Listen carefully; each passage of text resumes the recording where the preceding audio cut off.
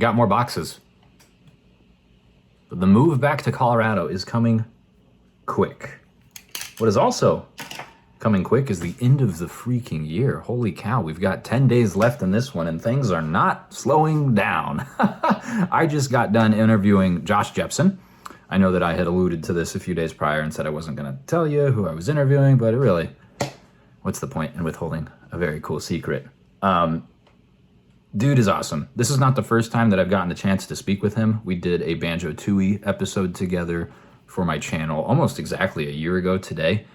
And it was great to get some time of his again. People say don't meet your heroes. To that I say, well, maybe you should get better heroes. Because who Josh portrays himself as, in his content and on his streams is just absolutely who he is. And we got, a couple minutes to talk like outside of the interview, and super cool dude, super cool interview, and you should probably watch it when it comes out. At this point, it's the 21st of December. I'm not sure if I said that, but it is a Thursday. And that interview will probably be up not on next week's podcast, but the week after. Maybe not even the week after, maybe the third week. We'll see. I gotta move some stuff around, and there are and adding an ever large amount of interviews adding up, which is great. I love people.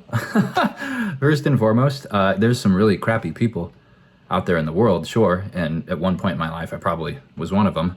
Goodness knows I was not the greatest teenager in the world. But I love people. I love talking to people. I love listening to people talk and asking them questions that they want to answer. I could never be, one of those like political interviewers, or however you say it, who's like asking the hard questions. I just like to, I like to talk about things that people want to talk about.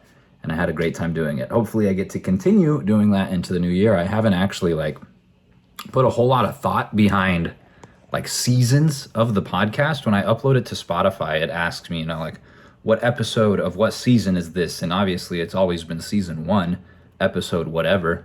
But I guess we'll have to cross that bridge when we come to it. I don't know. Where do you draw the line? I'm not even doing the most, put together podcast in the world. It's just Nintendo news and a lot of my opinion. But hey, that's another thing I love. I love people and I love talking. So I will continue to try and incorporate both of those into my life as often as possible. Another thing that's getting incorporated into my life a little bit more often than I like is a trip to the veterinarian. Poor little Luna, she's getting more sores. And a couple weeks ago, she had the sore under her neck and she actually scratched open and got infected. We had to put her in the cone. She has been in the cone since.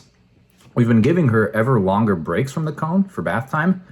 And we were hoping that we could, phase her out of it, and that would have probably culminated today or tomorrow. But last night, we found more little welts. There's some on her neck. There's some on her armpit area. I'm not 100% certain what part of the body you want to call that, but it's very worrisome. So I scheduled a veterinary appointment today at 4:30. So we'll hopefully get some answers there. I don't know. Google tells me it could be fleas, or it could be cancer, or anything in between. So there's no point in speculating. We'll just have to see what the vet says. So we got the little thing checked out, and the prognosis was not fleas like I had thought it might be, but allergies, or at least what they think is allergies, and we hope is allergies because we don't know what else it could be. But they gave her a steroid injection that is going to boost her immune system for about a month and should help her out in response to that. They wanted us to keep the cone on her for another couple of days so that she doesn't agitate or inflame or worse any of the welts that she does have going on. And yeah, then we just have to experiment and see what exactly it is, because it could be her diet, right? It could be the food that we're feeding her. It could be seasonal allergies. This is her first fall and winter ever. She is a baby. She's not even a year old, so this is her first experience with whatever the heck the trees and plants are releasing out into the world. Or it could just be, you know, well, I guess environmental would encompass this as well, but it could be things that are in the house, right? We live in an old building, and I am highly suspicious of like that, number one, but I think we have mold issues. I don't know. Serena and I have had some respiratory issues since living here, and we haven't really gotten it checked out, but I don't know. I am distrustful, we'll say. So could be that. The doctor specifically said that it could be mold that would trigger something like this. So we'll see. Like I said, she got the injection, which will help, and we're going to change her food, and we're also moving to Colorado. So everything that could be a factor will be getting changed in some capacity over the next couple of months. If nothing changes in her response after that, there is an allergy panel we can purchase, and I think that would be a smart move next time, if there is a next time. Hopefully there's not. For now, we'll just continue to monitor her and, well, hope that she doesn't scratch herself silly. It's not what we need. What we do need, however, is dinner, and we are having Thai tonight. We're both very excited for that.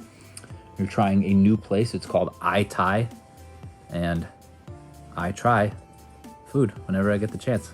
So I'm very excited to give it a shot, and I will let you know how that goes or went tomorrow, because I'm gonna end the vlog now because I am sleepy and my phone is dying, and I'm just gonna leave it up here while we eat dinner. So thank you so much for watching. I do appreciate it, and hope you enjoyed yourself. And with that said, I'll see you then.